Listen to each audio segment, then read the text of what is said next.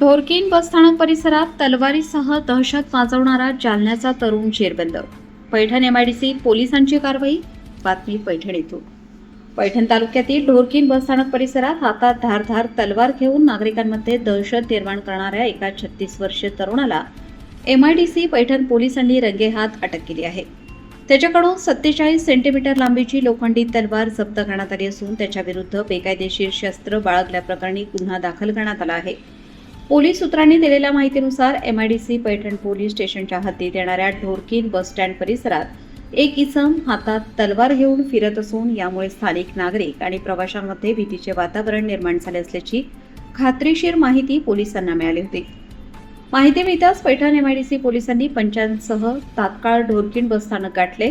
तेथे संशयास्पदरित्या तलवार घेऊन दहशत माजवत असलेल्या सोमनाथ रामनाथ पवार वय 36 वर्ष राहणार जामखेड तालुका अंबड जिल्हा जालना याला पोलिसांनी शिताफीने ताब्यात घेतले.